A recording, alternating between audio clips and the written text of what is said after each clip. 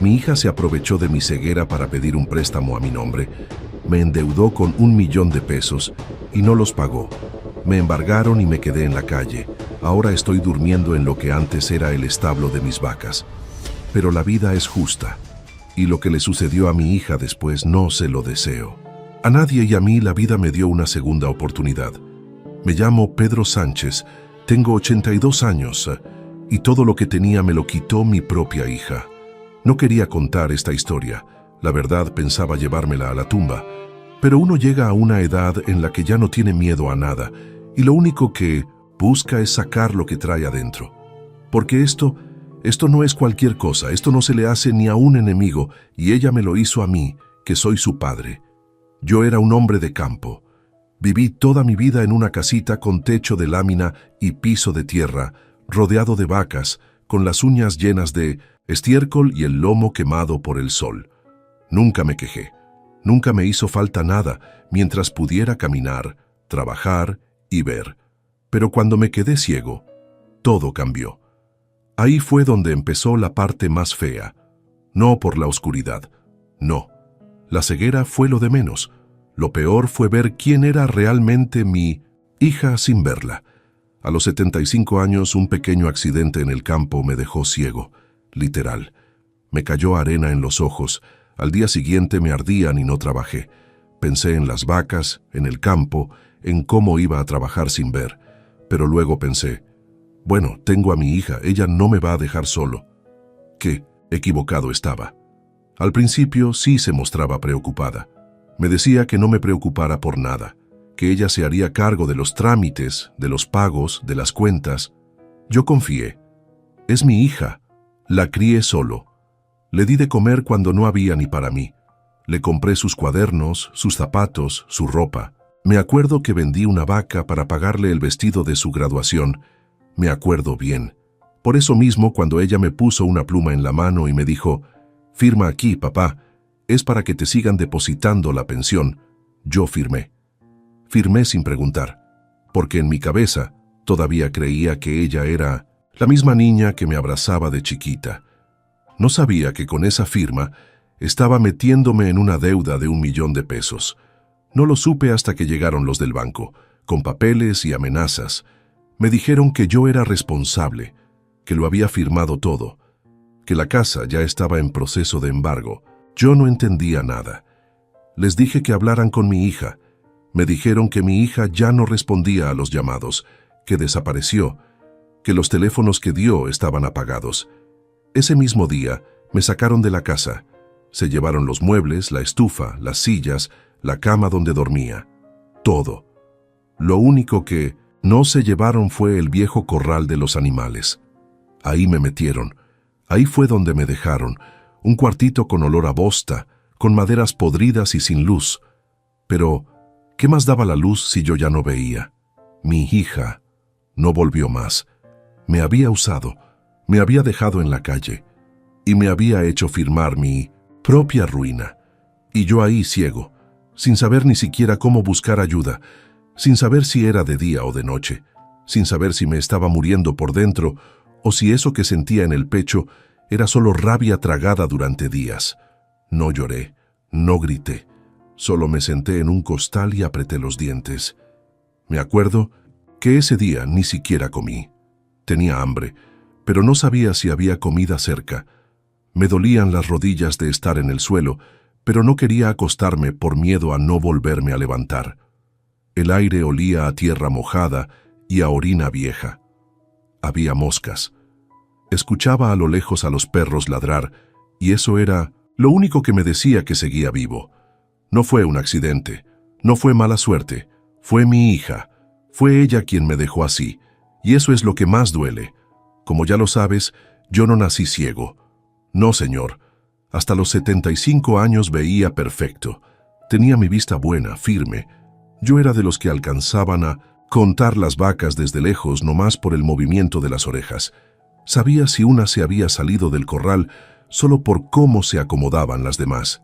Mis ojos me servían más que cualquier reloj o calendario. Hasta que un día, sin aviso, se acabó todo.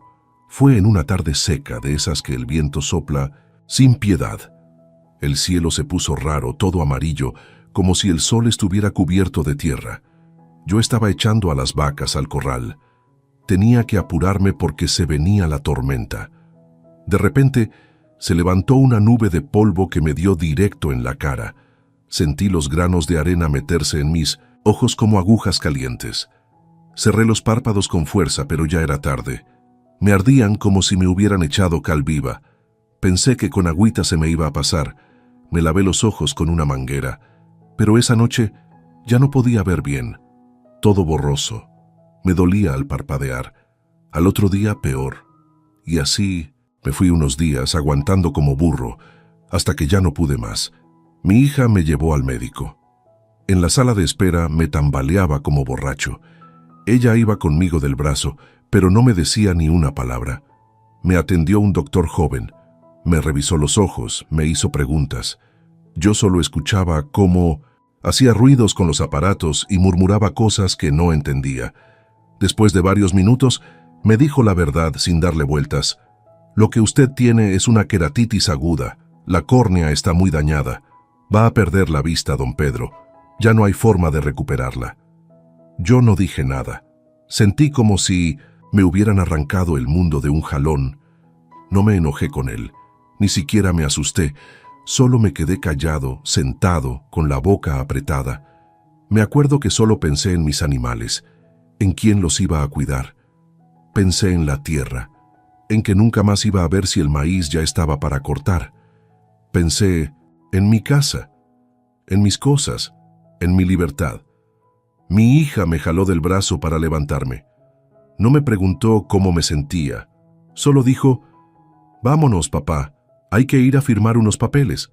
Yo le pregunté, «¿Qué papeles?», y me dijo que eran para actualizar mi pensión por incapacidad, que era puro trámite, que no me preocupara. Me llevaron a una oficina. Oí que era un lugar con aire acondicionado porque hacía frío. Me sentaron frente a un escritorio. Escuché a alguien tecleando, moviendo papeles. Mi hija hablaba bajito con el hombre. Después, me pusieron un documento en las manos y una pluma en los dedos. «Aquí, papá», me dijo. «Solo es una firma». Yo firmé. No tenía motivos para desconfiar. Era mi hija. Ahí fue donde empecé a cavar mi tumba. Regresamos a la casa. Me encerré en mi cuarto, todavía viendo borroso, con los ojos hinchados, sintiendo cómo se apagaba el mundo. Pensaba que era temporal, que en una de esas se me quitaba. Me aferraba a esa idea como se aferra uno al recuerdo de la luz cuando apagan todo. Pero pasaron los días, y ya no vi más. Un día me tropecé con una silla. Otro, ya no supe cómo encontrar el camino del corral al baño. El sol me daba en la cara, pero no lo podía ver. Solo lo sentía como una plancha caliente. Y ahí me di cuenta. Se había acabado. Pero todavía no sabía que lo peor no era quedarme ciego. Lo peor era que la persona que me decía «papá» ya no me iba a cuidar. Me iba a usar como herramienta, como excusa, como firma. Eso todavía no lo sabía. Pero lo iba a descubrir muy pronto. Después de la consulta con el doctor y la noticia esa de que ya no iba a volver a ver, nos subimos al coche sin decir palabra. Ella me ayudó a abrocharme el cinturón, pero no me dijo nada. Ni cómo me sentía, ni si quería descansar. Solo arrancó y me dijo, «Tenemos que pasar a firmar unos papeles».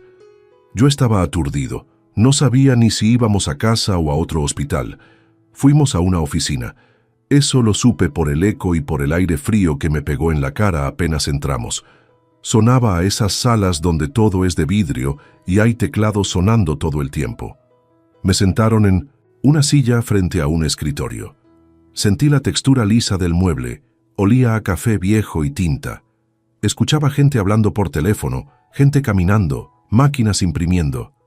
No entendía qué hacíamos ahí, pero ella me dijo con voz apurada, «Es por lo de tu pensión. Tienen que actualizar los datos. Porque ahora estás como incapacitado. Solo es un papel». Yo no dije nada. Me quedé quieto. Escuché cómo hablaba con alguien del otro lado del escritorio. Sus voces eran bajitas. Luego alguien me dijo, «Buenas tardes, don Pedro», y me pusieron una pluma en la mano.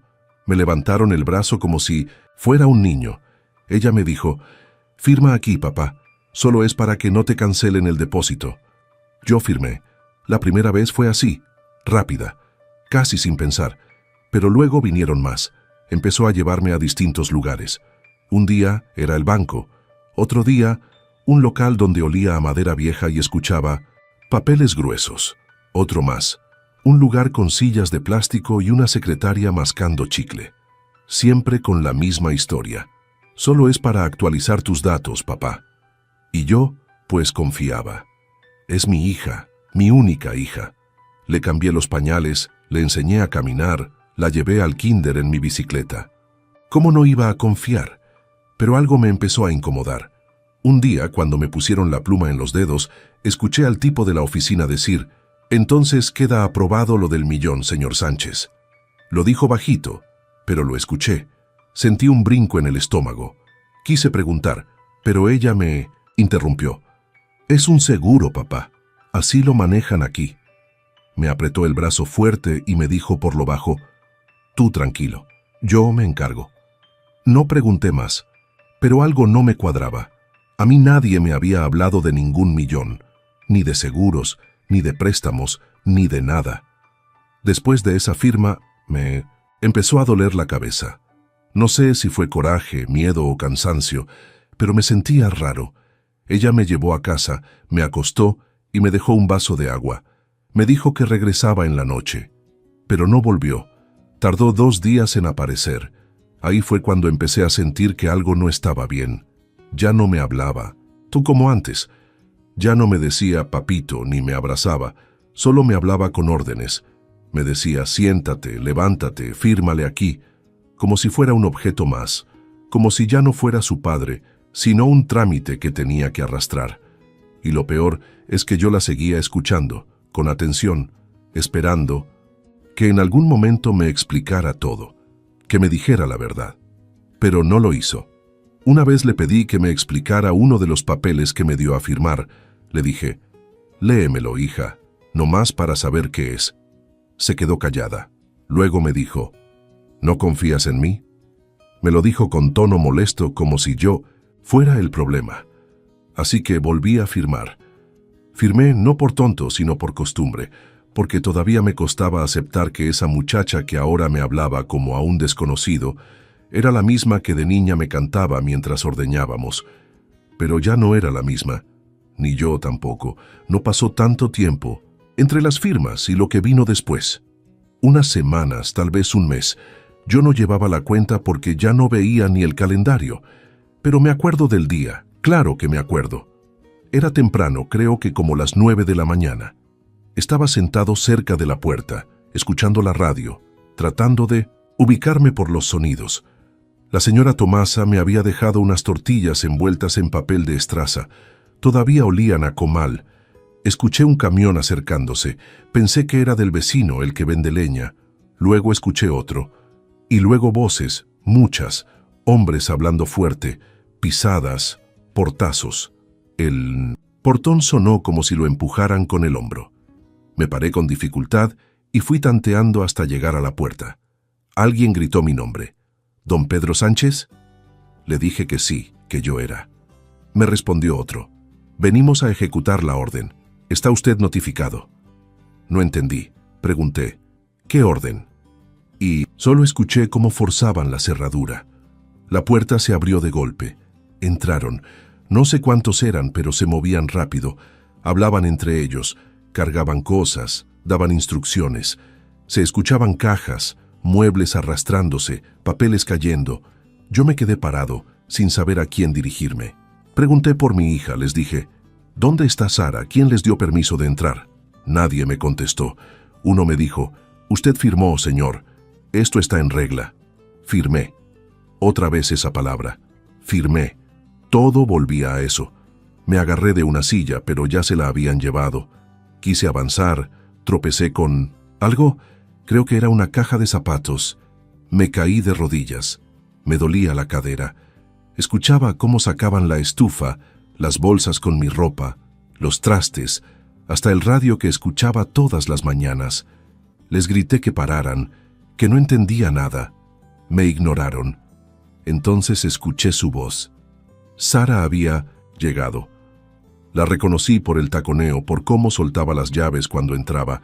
Le pregunté qué estaba pasando. No me contestó de inmediato. Escuché cómo se acercaba. Su voz fue seca. «Tú firmaste, papá. Yo no tengo nada que ver». Eso dijo. Nada más. «Tú firmaste. Yo no tengo nada que ver». Ahí fue, cuando me di cuenta de que estaba solo. No solo porque ya no veía. No solo porque me estaban vaciando la casa. Solo porque ella ya no era mi hija. No esa. Le pedí que me ayudara. Le dije, «Diles que paren, por favor. Diles que esto es un error». Y me dijo sin mirarme, «No puedo hacer nada. Ya, está hecho». Y se fue. No la escuché llorar. No la escuché temblar. Caminó como si nada, como si no dejara a su papá tirado entre las sobras de su propia vida. Después de eso, no recuerdo cuánto tiempo pasó. Los hombres se fueron. El camión se fue. El silencio que quedó fue más pesado que cualquier ruido. Me senté en el suelo con la espalda contra la pared. No tenía cama, ni mesa, ni silla, ni fotos, nada. Después vino un señor del juzgado o del banco, no sé bien, que me dijo que, por consideración, me iban a dejar el viejo corral donde estaban las vacas, que era lo único que no podían llevarse porque estaba a nombre de otro dueño anterior. Una cosa legal que ni entendí. Me dijeron que podía vivir ahí mientras resolvía mi situación. Mi situación.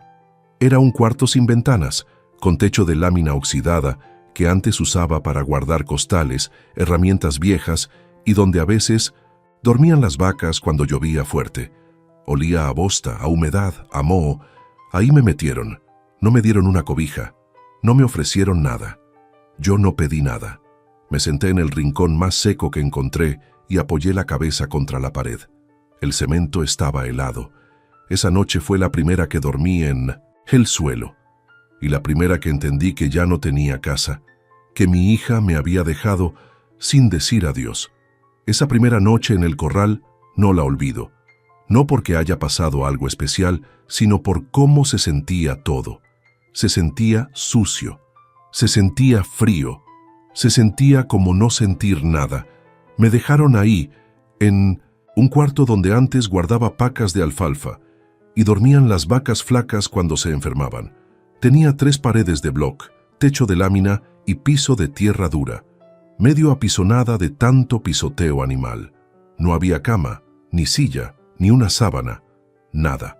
Lo único que había era un pedazo de madera, grande apoyado en la esquina, y unas bolsas negras con basura vieja. Olía a estiércol seco, a orina de animal, a humedad acumulada. Las paredes estaban manchadas, el aire era denso. Cualquier otra persona se hubiera salido de ahí al instante, pero yo no tenía a dónde más ir. Me senté en el suelo, con la espalda contra la pared, y estuve ahí quién sabe cuánto. No me movía, solo respiraba y trataba de no pensar. No tenía hambre, no tenía sueño. Tenía una especie de temblor en las piernas, pero no por frío. Era otra cosa, como una descarga que no se iba. Esa noche escuché todo, todo. El crujido de los insectos en las esquinas, el viento que entraba por la rendija del techo, los perros ladrando a lo lejos. Cada sonido se me metía en el cuerpo como si me golpeara. Ya no tenía radio, ya no tenía luz, y no tenía ojos para distraerme. Me acosté en el piso como pude. Agarré un costal viejo que había por ahí y lo usé como cobija. Me lo puse encima sin sacudirlo. Olía a vaca. Me tapaba apenas las piernas. Tenía el pantalón empolvado y la camisa pegada al cuerpo de tanto sudor seco. Ni siquiera me quité los zapatos. No sabía si el suelo tenía vidrios o clavos. Dormí así, a medio lado, con los brazos cruzados en el pecho, como si me estuviera abrazando yo solo. Intenté rezar, pero se me olvidaron las palabras. Se me cruzaban en la cabeza. Las oraciones no me salían. Lo único que me salió fue un suspiro largo, como de derrota, como si el cuerpo solito soltara todo sin que yo lo pidiera. No lloré, no me salieron lágrimas, pero el estómago me sonaba, no de hambre, sino de coraje. Al otro día desperté con la boca seca y el cuello torcido. Me dolía el cuerpo entero, y lo primero que sentí fue el olor. Esa mezcla entre madera podrida, bosta vieja y tierra húmeda. Lo respiré, como si ya fuera parte mía. Me toqué la cara y tenía la barba llena de polvo. Me tallé los ojos por costumbre, sabiendo que no iba a ver nada. Ya no había luz, ya no había color. Solo el gris del aire y el ruido de los animales que ya no estaban. Me quedé sentado largo rato, sin hacer nada, pensando, recordando, esperando escuchar su voz. Pero no, nadie vino. No vino Sara, no vino nadie. Y ahí entendí que ese cuartucho ya no era un lugar temporal, era mi casa. Ese lugar donde antes encerraba vacas enfermas, ahora era mío. Los primeros días en el corral no comí casi nada. Tenía una garra de tortilla dura por ahí, un pedazo de pan viejo que había quedado envuelto en una servilleta dentro de un bote. Me daba vueltas el estómago, pero ni siquiera sentía hambre. Más bien era como una presión, como si todo por dentro estuviera apretado. Pensaba que al otro día, tal vez, mi hija vendría. Me traería algo. Me explicaría. Me diría que todo fue un error. Pero no vino nadie.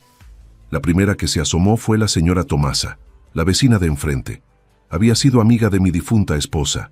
Tenía la voz fuerte, caminaba lento y olía a ajo y jabón zote.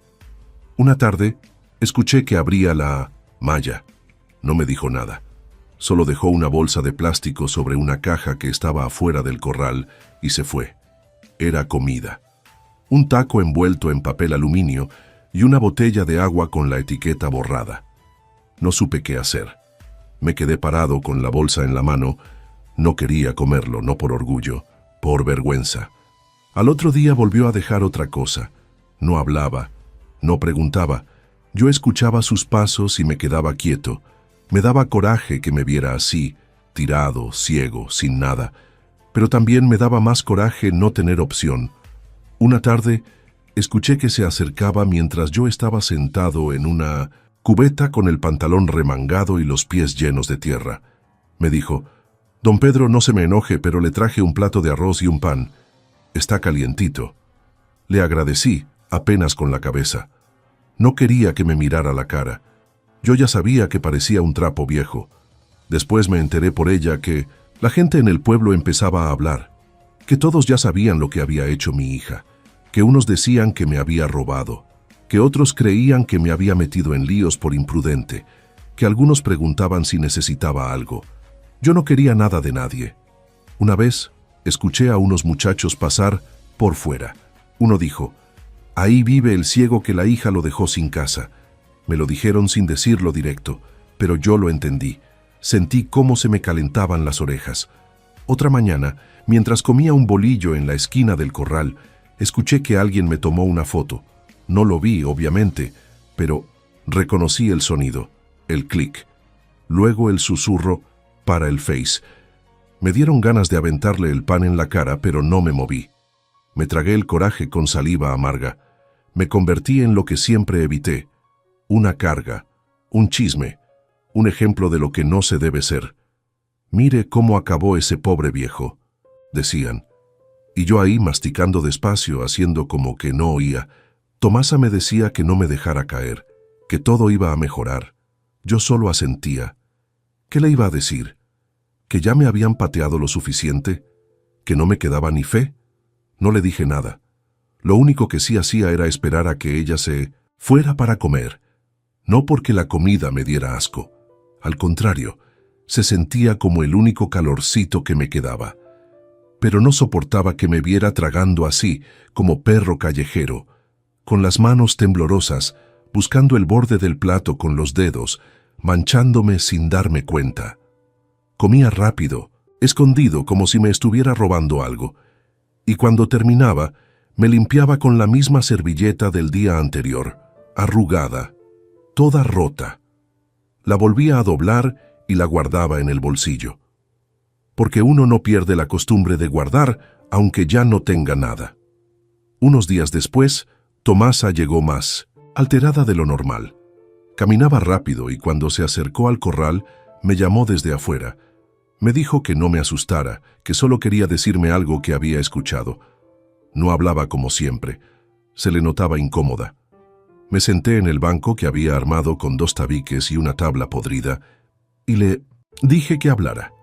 Ella dudó unos segundos y luego soltó. «La vieron a tu hija, Pedro, en León, en el centro comercial ese nuevo, el grandote, con bolsas de ropa, bien arreglada, pintada, con el cabello pintado de güero. Iba con un tipo en moto. Dicen que se estaban riendo como si nada». No dije nada, ni un A ni un MMH. Solo la escuché. Tomasa se quedó callada. No supo si había hecho bien en contármelo. Se fue rápido. Me dejó un tupper con arroz y no volvió a hablar del tema. Esa tarde no comí. Me quedé ahí sentado, escuchando la lluvia pegar en el techo de lámina. Tenía los pantalones húmedos por el lodo, el suéter mojado del lado del hombro. Olía a trapo húmedo y a mis propios pies. Me lavaba con una cubeta, con agua de lluvia que recogía en un tambo de pintura. Me tallaba con un trapo que antes usaba para limpiar el tractor. Ahora era mi toalla. Y ella andaba en centros comerciales. Me imaginé su cara, sus uñas, su risa. Recordé cómo me tomaba del brazo y me decía: «Firme aquí, papá». Me vi sentado en esas oficinas, firmando sin ver. Me imaginé el papel, el número, el $1.000.000 que salió de quién sabe dónde. Y ella allá, con su bolsa de Sara comiendo helado, mientras yo tragaba aire con sabor a mojo. No lloré. Ya no se me daban las lágrimas. Solo tenía los dientes apretados. Me dolía la mandíbula de tanto estar así. Esa noche soñé que me hablaba. En el sueño me decía que todo había sido un malentendido, que me iba a llevar con ella, que me había comprado una cama. Pero cuando me desperté estaba en el suelo con el costal encima y los huesos entumidos. Pasaron unos días. Después llegó otra vecina. No era Tomasa, era una señora que apenas si me conocía. Se acercó y me dijo: «Oiga, don Pedro, ¿es verdad que su hija se compró un coche nuevo?». Yo no sabía ni qué responder. Me quedé callado. La señora entendió que no debía seguir hablando y se fue. La palabra coche se me quedó pegada en la cabeza todo el día. Yo no tenía ni una silla y ella tenía coche. Yo me enjuagaba con agua de tambo y ella se pintaba el cabello. Yo comía arroz, frío, y ella gastaba como si no debiera nada. Y todo con mi firma. No podía ver, pero todo eso lo vi claro. Clarito, como nunca. Una mañana cualquiera, mientras intentaba limpiar un poco el rincón donde dormía, escuché una camioneta frenar afuera. No era Tomasa, no era ningún vecino. Era un motor diferente, más nuevo, más limpio. Oí que se abría la puerta, se cerraba con cuidado, y luego los pasos, zapatos duros, de esos que no pisan tierra seguido, golpearon la malla, no fuerte, pero con seguridad. «¿Don Pedro Sánchez?». «Sí», contesté. Se presentó como licenciado no sé qué. No me quedé con el nombre. Dijo que venía de parte del banco, que me traía una notificación oficial. Le dije que no veía. Me respondió que no había problema, que él podía leerme el contenido. Se acomodó en una de las piedras cerca del corral y empezó a leer. Despacio, con tono profesional. Dijo que yo aparecía como responsable principal de un préstamo otorgado hacía unos meses. Mencionó el monto exacto, $1.000.000. Me explicó que como no había habido pagos, el banco estaba procediendo legalmente a recuperar la deuda por las vías correspondientes. Eso incluía el embargo que ya se había ejecutado y posiblemente más acciones si no se saldaba lo pendiente. Yo no entendía. ¿Préstamo? ¿1 millón? ¿Embargo? ¿Más acciones? Le pedí que me explicara cómo se supone que ese préstamo era mío. Me dijo que había documentos firmados por mí, que todo estaba en regla. Le dije que yo no había pedido ningún préstamo. Él, tranquilo, me respondió: «Tal vez no lo pidió usted, don Pedro, pero lo firmó». Me quedé callado. Me preguntó si quería que me leyera el contrato. Asentí con la cabeza. Sacó unos papeles. Empezó a repasar los términos. Era todo legal, bien redactado, con fechas, montos, tasas de interés. Y al final mi firma. Me dijo, aquí está. ¿Reconoce su firma? No necesitaba ver para saber que era la mía.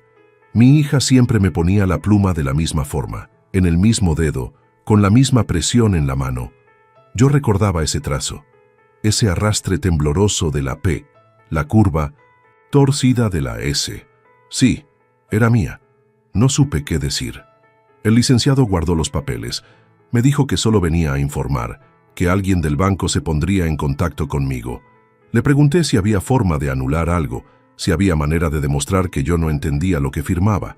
Me dijo que tendría que contratar un abogado y demostrarlo en juicio, que no era fácil y que ya había pasado el tiempo para eso. Antes de irse, me dio un número de teléfono, escrito en una servilleta. Le dije que no podía verlo. Me respondió que lo apuntaba por si alguien podía ayudarme. Yo no tenía a nadie que pudiera. Cuando se fue me quedé ahí con la servilleta arrugada entre las manos, pensando en esa firma, en lo que significaba, en cómo una pluma que yo no veía había escrito mi ruina. No habían pasado ni 2 semanas desde que vino el abogado, cuando llegó otro, pero este no traía papeles ni saco. Este venía en moto, con botas sucias, un casco colgando del brazo y cara de pocos amigos. Lo escuché llegar por el motor, se metió sin avisar, empujó la malla como si fuera suya. Yo estaba sentado junto al tambo del agua, remojando un trapo para limpiarme la nuca. Apenas levanté la cabeza y ya estaba gritándome. «¿Usted es Pedro Sánchez?» «Sí», dije, sin saber quién era. «Pues ya estuvo. Me va a pagar lo que debe, viejo cabrón». Me quedé mudo. Ni siquiera me puse de pie. Solo levanté las manos. El tipo no esperó. Se acercó rápido, me dio un empujón en el hombro y me tiró al suelo. Me golpeé el costado con el canto del tambo. Me dolió la espalda, la cadera, todo. Yo le presté ese dinero a su hija y ella me dijo que usted se hacía cargo, gritaba. Yo solo le decía, yo no sé nada, mijo, yo no pedí nada. Me levantó del brazo como si fuera un trapo y me empujó contra la pared. Sentí la lámina vibrar detrás de mí. No sabía si me iba a golpear más o si iba a sacar algo. Estaba perdido. Pero ahí, de la nada, escuché otro grito. Desgraciado! ¡Suéltelo!» Era Tomasa. No sé cómo se enteró, pero entró con un palo en la mano, como si fuera a espantar perros. Lo amenazó directo. «Es un anciano ciego, hijo de la chingada. Vete o te reviento el hocico». El tipo la vio, dudó, me soltó y escupió al suelo. Dijo que volvería, que esto no se iba a quedar así. Se subió a su moto y se largó. Tomasa se me acercó, me revisó los brazos, me tocó la cabeza. Le dije que estaba bien, aunque me dolía todo. Me ayudó a sentarme otra vez. No le pregunté cómo supo, ni ella me explicó. Solo me dio un pedazo de pan y dijo, «Toma, para que se te pase el coraje». Pero no se me pasó. Esa noche no dormí. Me pasé horas despierto, escuchando cada ruido, pensando que ese tipo podía regresar, que esta vez no vendría solo.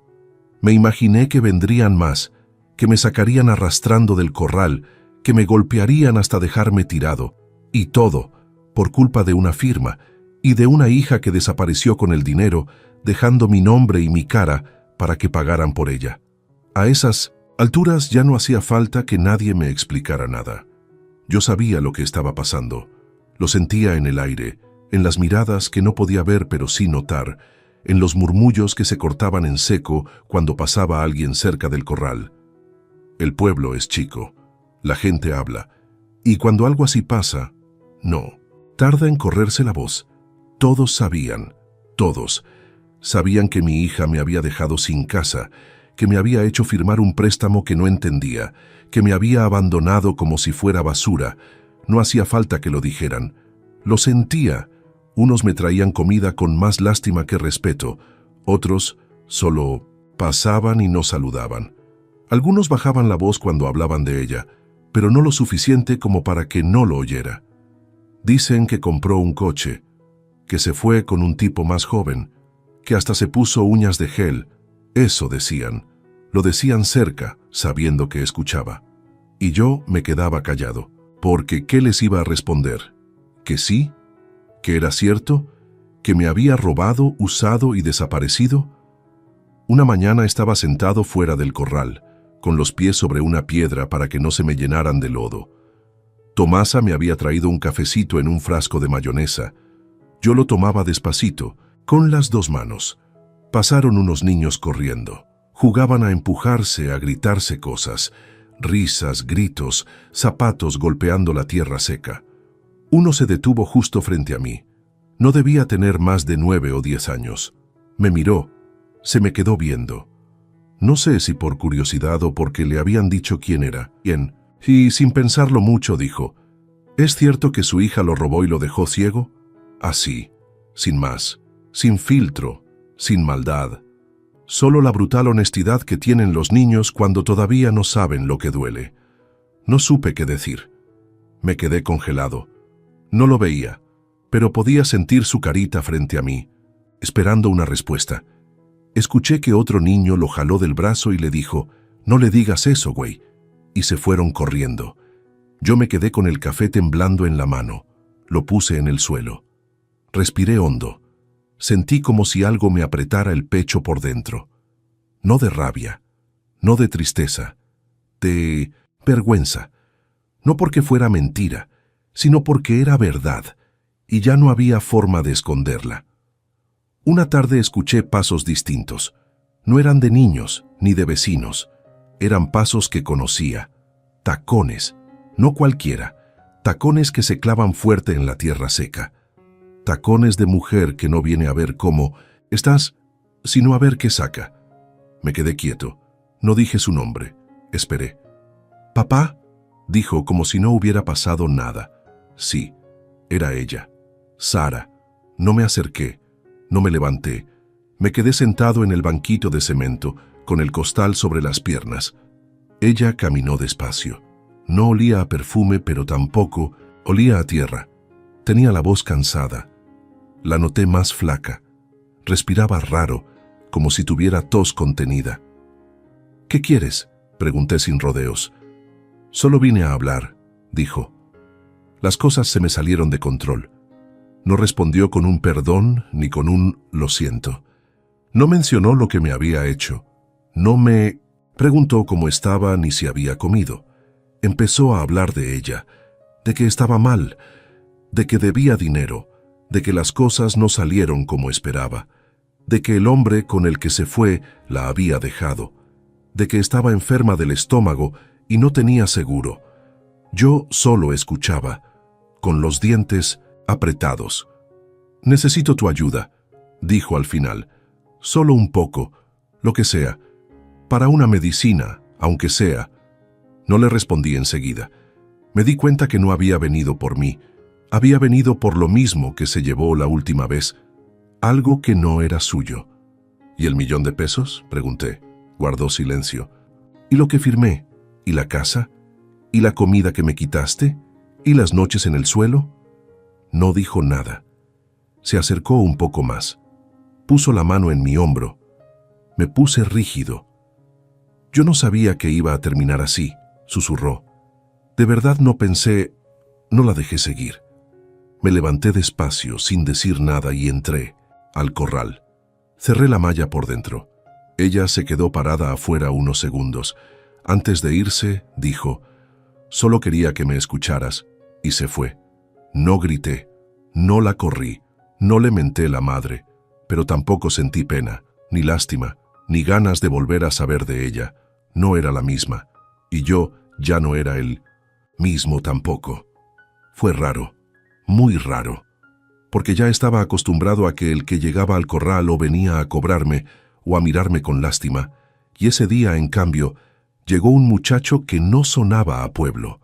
Caminaba despacio, no gritó mi nombre, no empujó la reja, ni empezó con amenazas ni disculpas. Solo tocó con los nudillos en el tubo y esperó a que yo hablara. Me paré como pude y me acerqué. Me preguntó si era Pedro Sánchez y le dije que sí, con la voz seca, como siempre.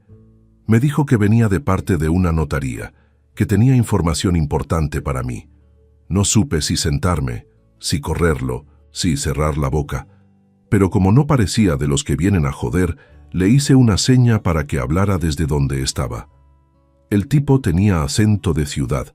Hablaba sin arrastrar las palabras, como si todo lo que iba a decir ya lo hubiera ensayado varias veces.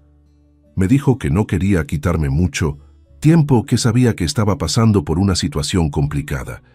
Yo solo asentí con la cabeza, sin saber a dónde iba todo eso. Luego empezó a preguntarme cosas. Que si había nacido en San Ignacio, Zacatecas, que si mi mamá se llamaba Amalia, que si conocía a mi papá. Le contesté que sí a lo primero y sí a lo segundo, pero a lo tercero no. Nunca conocí a mi padre. Mi madre siempre dijo que se había muerto antes de que yo naciera. Otras veces decía que se fue. Nunca lo aclaró del todo, como si no quisiera hablar de él. Y yo tampoco pregunté mucho. Así que no lo conocí. Y no me hacía falta. El joven hizo una pausa, sacó una carpeta de su mochila y me dijo, con voz más bajita, como si lo que iba a decir no era cualquier cosa, que el señor Pedro Olivares, así se llamaba, había fallecido hacía unos meses, y que en su testamento me dejaba a mí, Pedro Sánchez, como único heredero de sus bienes. Yo me reí por dentro. No lo dije en voz alta, pero me dio risa. ¿Herencia? ¿Yo? ¿De quién? Si toda la vida me dijeron que no tenía padre, pensé que se estaba confundiendo, que era un error, o peor aún, una estafa de esas que hacen con los viejos. Pero el joven siguió, hablando tranquilo, sin tartamudear ni venderme humo. Me explicó que había una propiedad en Jalisco, una hacienda con varias hectáreas, instalaciones en funcionamiento, y algo que me dejó helado. Más de 200 vacas lecheras registradas a nombre del señor Olivares, que según el testamento, ahora eran mías. Me costó entender lo que decía, o sea, sí entendía las palabras, pero no lo que significaban. Yo, que dormía entre madera vieja y costales podridos, iba a tener una hacienda, vacas, tierra, mi nombre en escrituras, después de todo lo que me había pasado. El muchacho me dijo que en el sobre que me entregaba había una carta de ese hombre, escrita antes de morir, que en ella explicaba por qué me dejaba eso, que no tenía más familia, que intentó buscarme, pero que por motivos familiares nunca pudo, que sabía de mi existencia y que quería de alguna forma dejarme algo. Me dijo que el testamento estaba en regla, que todo ya estaba legalmente a mi nombre, solo faltaba que yo lo aceptara y firmara unos papeles para completar el traspaso. Yo no dije nada. Me quedé con la carpeta sobre las piernas, sintiendo el cartón caliente por el sol. Le pregunté si tenía que pagar algo, si había deuda, si tenía que ver con el banco, con lo que mi hija me había metido encima. Me respondió que no, que esta propiedad no tenía relación alguna con lo que había pasado, que estaba protegida por una escritura independiente, que era legal, limpia, que no la podían tocar ni los acreedores ni nadie. Se notaba que el tipo hablaba en serio. Antes de irse me dijo que lo pensara, que no tenía que decidir de inmediato. Me dejó su tarjeta, escrita con letra grande, por si alguien podía leérmela. Me deseó buena tarde y se fue. Yo no abrí la carta. Me quedé ahí, quieto, con el sobre en una mano y la cabeza llena de ruido. No entendía nada. No sabía si era un sueño, un castigo raro del destino o un error. Pero esa noche, por primera vez en mucho tiempo, no pensé en mi hija, ni en el corral, ni en los golpes. Solo pensé en ese nombre que nunca había dicho en voz alta: Pedro Olivares. Tuve esa carpeta guardada varios días, no la abrí, no se la di a nadie, ni siquiera le pedí a Tomasa que me leyera la carta, no porque no confiara, sino porque no quería escuchar cosas que al final no iban a ser ciertas. Ya me había pasado muchas veces. Te dicen que todo va a estar bien, y luego amaneces con los huesos fríos, el estómago vacío y el recuerdo de que tu hija te vendió por una firma. Así que dejé la carpeta metida en una bolsa negra que usaba para guardar mis pantalones rotos. La doblé y la puse debajo de mi banquito, donde sabía que nadie la iba a ver. Yo no me ilusiono fácil, y menos ahora. Pasaron 4 o 5 días y yo seguía igual, bañándome con el tambo, comiendo lo que me dejaba Tomasa, sentándome a esperar que oscureciera. La rutina ya no dolía. Se había vuelto parte de mí, hasta que el muchacho volvió, igual que la primera vez.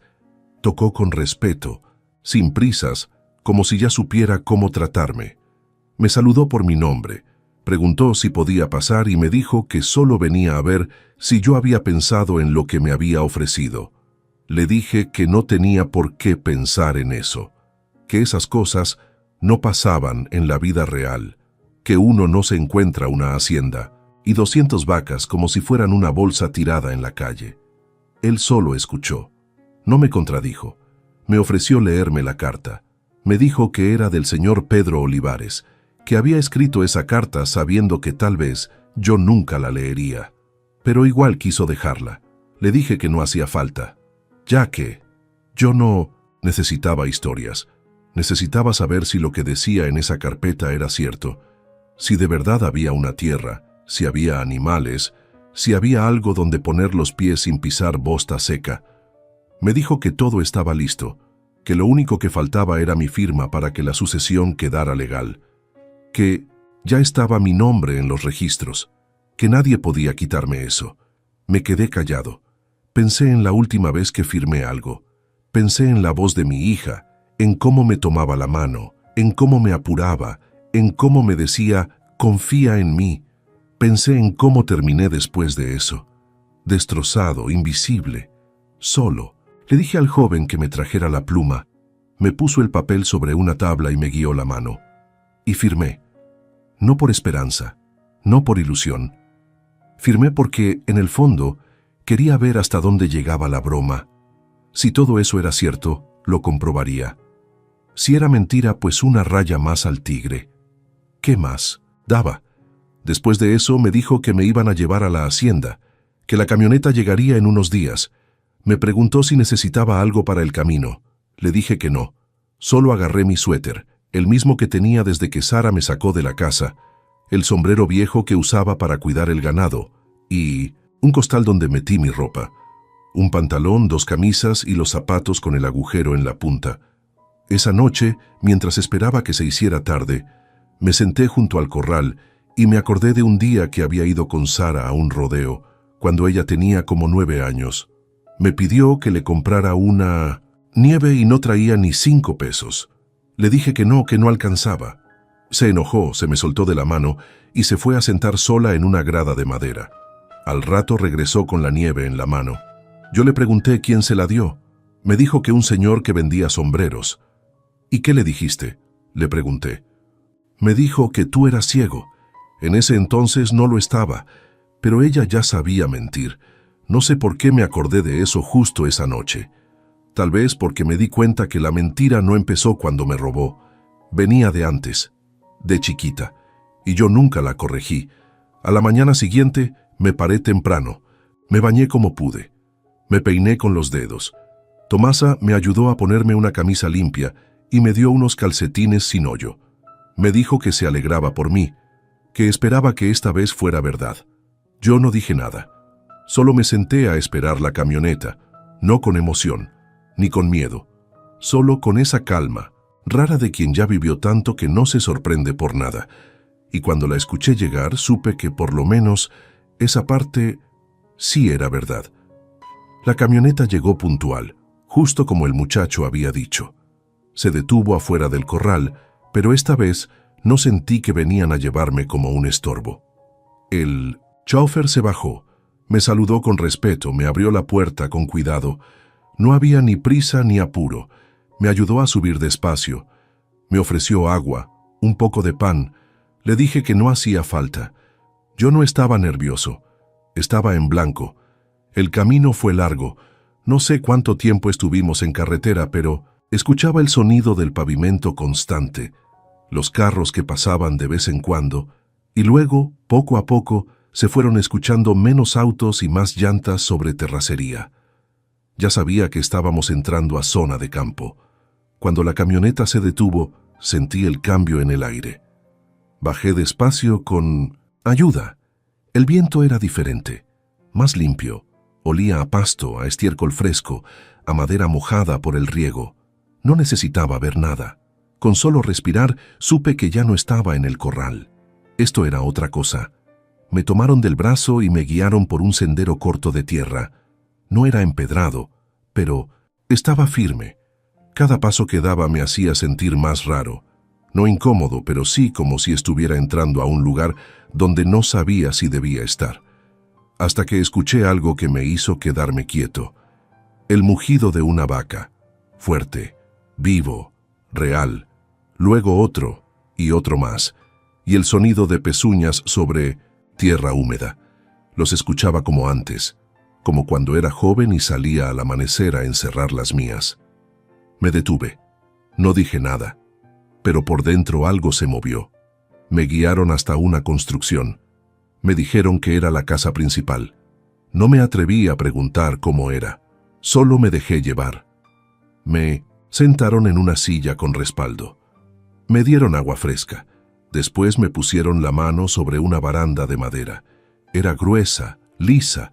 Se notaba que la habían lijado y barnizado hacía poco. Le pasé la mano lentamente, como si eso me confirmara que no estaba soñando. Me llevaron a una esquina del patio. Me dijeron que ahí estaban algunas de las vacas, que podía acercarme si quería. Caminé despacio. Oía sus respiros, el movimiento de sus cuerpos, el roce de las cadenas contra los bebederos. Me acerqué a una. La sentí respirar. Le puse la mano en el lomo, caliente, firme. No se movió. Ahí supe que era verdad. No hacía falta que viera nada. Lo estaba tocando, lo estaba oyendo, lo estaba oliendo, estaba ahí. Uno de los hombres que trabajaba en la hacienda me habló. Me dijo que me estaban esperando, que sabían que llegaría algún día, porque el patrón siempre hablaba de mí. No supe qué contestar. Solo asentí con la cabeza. Me llevaron a un cuarto. No era grande, pero estaba limpio. Tenía cama, colchón nuevo, una mesa de madera, una silla, un baño con agua corriente. Me senté en la cama y no dije una palabra por varios minutos. Sentía que el cuerpo no me alcanzaba para entender todo lo que pasaba. Había salido de un corral con olor a bosta y paredes de lámina, y ahora estaba ahí, en un lugar que llevaba mi nombre, con tierra que no me iban a quitar. No por firma, no por engaño, porque era mía, porque me la dejaron. Esa noche no dormí. Me la pasé despierto, escuchando el campo, los grillos, las vacas, el silencio que no dolía. Me acosté con los brazos abiertos tocando la cama como si quisiera comprobar que no desaparecía. No soñé con mi hija, no pensé en ella, ni siquiera la recordé. Esa noche, por fin, todo lo que sentía era mío. Un mes después de haber llegado a la hacienda, justo cuando ya me empezaba a acostumbrar al olor de las vacas, al calor del mediodía, a la comida caliente, llegó Tomasa. Yo no sabía que me había estado buscando, pero se apareció allá, preguntando por mí. Me dijeron que había venido desde el pueblo en una camioneta con otras señoras. La pasaron y me abrazó como si me hubiera encontrado después de años. Me dijo que estaba contenta por mí, que se alegraba de que al fin la vida me hubiera dado algo. Yo le agradecí. Le pedí que se quedara a comer. Nos sentamos afuera, bajo una sombra, y hablamos un rato. Me preguntó cómo me sentía. Le dije que bien. No le mentí. Estaba bien, por primera vez en mucho tiempo, pero luego se quedó callada. Se notaba que traía algo más. Me lo dijo sin rodeos, como era ella. Tu hija está en el hospital, Pedro, en la ciudad. Le fallaron los riñones. Está sola. Nadie va a verla. Me quedé quieto. Escuché todo. Me dijo que al parecer llevaba tiempo mala, que no había dicho nada, que de un día para otro se puso grave y que terminaron llevándola de emergencia. Tomasa me preguntó si quería ir. No le respondí de inmediato. Me tomé mi tiempo. Sentía que esperaba algo de mí, que tal vez yo debía moverme, hacer algo, aparecer, decir presente, pero no me salió nada. No, dije al fin.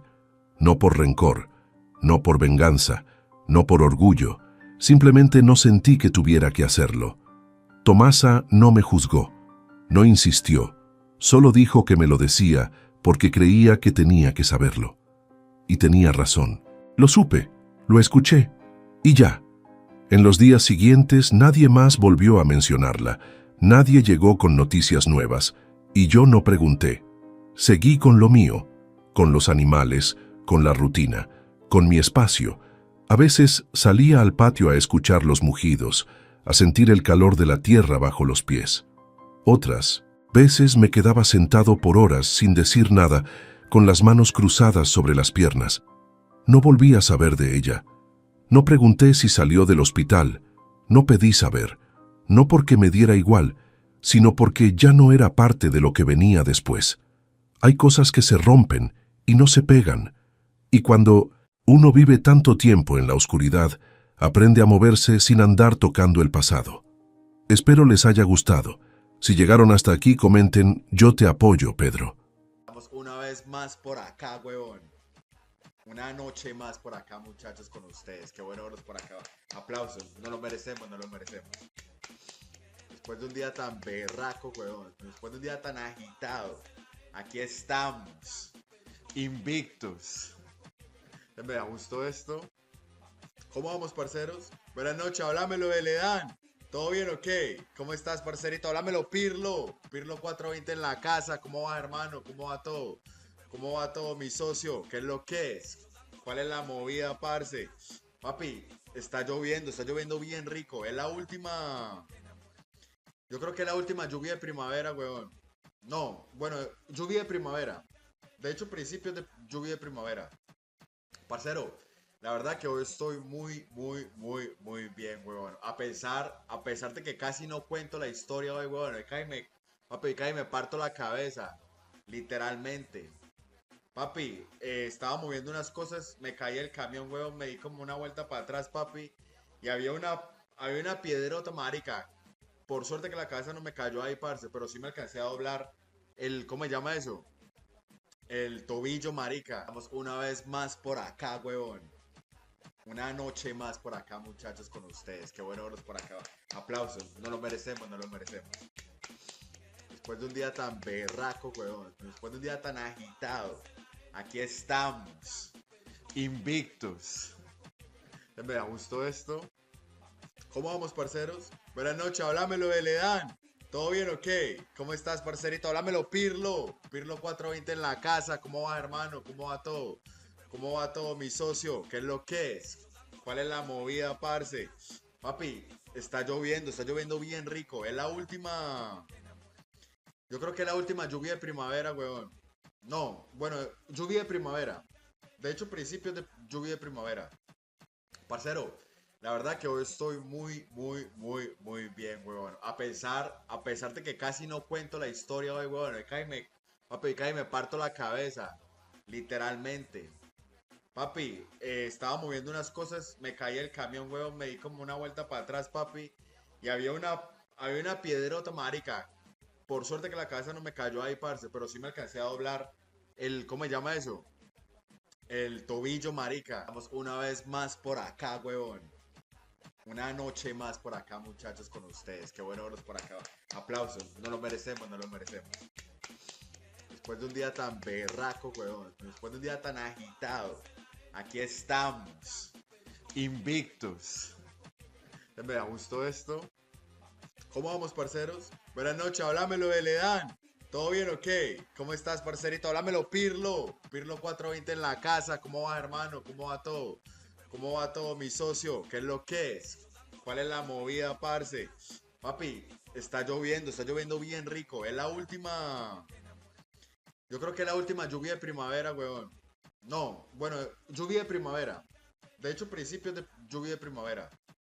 Parcero, la verdad que hoy estoy muy bien, weón. A pesar de que casi no cuento la historia hoy, weón. Papi, me parto la cabeza.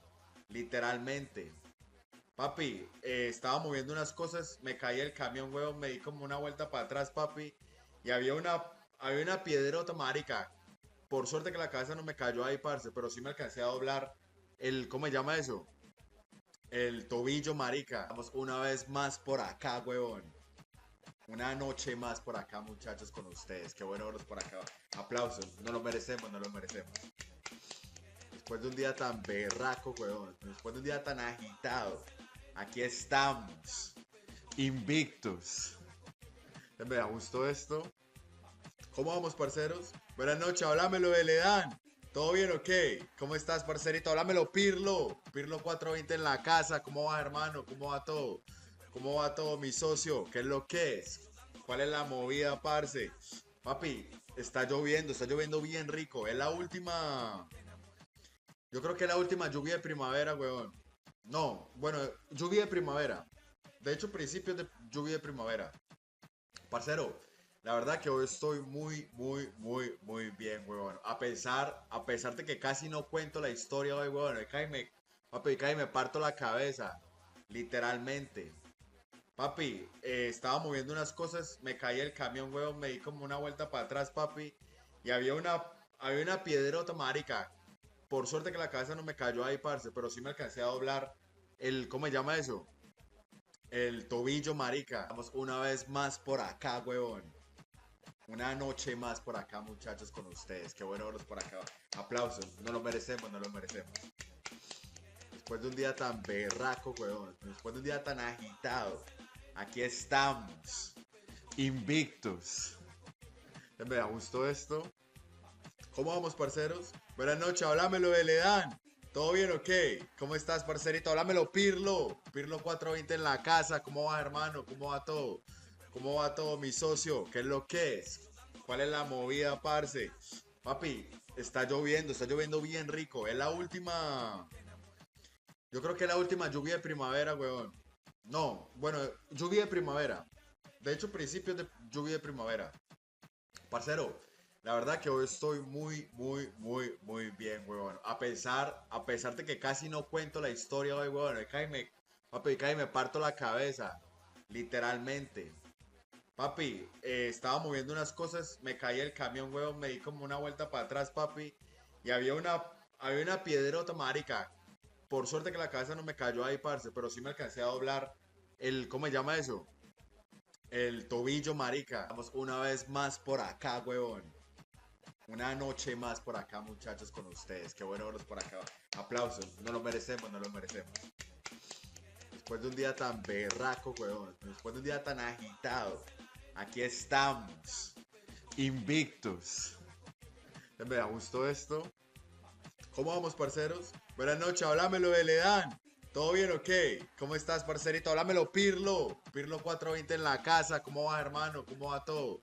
¿Cómo va todo, mi socio? ¿Qué es lo que es? ¿Cuál es la movida, parce? Papi, está lloviendo bien rico. Es la última. Yo creo que es la última lluvia de primavera, weón. No, bueno, lluvia de primavera. De hecho, principios de lluvia de primavera. Parcero, la verdad que hoy estoy muy bien, weón. A pesar de que casi no cuento la historia hoy, weón. Papi, casi me parto la cabeza. Literalmente. Papi, estaba moviendo unas cosas, me caí el camión, weón, me di como una vuelta para atrás, papi. Y había una piedrota, marica. Por suerte que la cabeza no me cayó ahí, parce, pero sí me alcancé a doblar ¿cómo se llama eso? El tobillo, marica. Vamos una vez más por acá, weón. Una noche más por acá, muchachos, con ustedes. Qué bueno verlos por acá. Aplausos. No lo merecemos, no lo merecemos. Después de un día tan berraco, weón. Después de un día tan agitado. Aquí estamos. Invictos. Me gustó esto. ¿Cómo vamos, parceros? Buenas noches, háblamelo de Ledán. ¿Todo bien o qué? ¿Cómo estás, parcerito? Háblamelo, Pirlo. Pirlo 420 en la casa. ¿Cómo va, hermano? ¿Cómo va todo? ¿Cómo va todo, mi socio? ¿Qué es lo que es? ¿Cuál es la movida, parce? Papi, está lloviendo bien rico. Es la última. Yo creo que es la última lluvia de primavera, weón. No, bueno, lluvia de primavera. De hecho, principios de lluvia de primavera. Parcero, la verdad que hoy estoy muy bien, weón. A pesar de que casi no cuento la historia hoy, weón. Papi, casi me parto la cabeza. Literalmente. Papi, estaba moviendo unas cosas, me caí el camión, weón, me di como una vuelta para atrás, papi. Y había una piedrota, marica. Por suerte que la cabeza no me cayó ahí, parce, pero sí me alcancé a doblar ¿cómo se llama eso? el tobillo, marica. Estamos una vez más por acá, huevón. Una noche más por acá, muchachos, con ustedes. Qué bueno verlos por acá. Aplausos. No lo merecemos, no lo merecemos. Después de un día tan berraco, huevón. Después de un día tan agitado. Aquí estamos. Invictos. Me gustó esto. ¿Cómo vamos, parceros? Buenas noches, háblamelo de Ledan. ¿Todo bien o qué? ¿Cómo estás, parcerito? Háblamelo, Pirlo. Pirlo 420 en la casa. ¿Cómo va, hermano? ¿Cómo va todo? ¿Cómo va todo, mi socio? ¿Qué es lo que es? ¿Cuál es la movida, parce? Papi, está lloviendo bien rico. Es la última. Yo creo que es la última lluvia de primavera, weón. No, bueno, lluvia de primavera. De hecho, principios de lluvia de primavera. Parcero, la verdad que hoy estoy muy bien, huevón. A pesar de que casi no cuento la historia hoy, huevón. Papi, casi me parto la cabeza. Literalmente. Papi, estaba moviendo unas cosas, me caí el camión, huevón, me di como una vuelta para atrás, papi.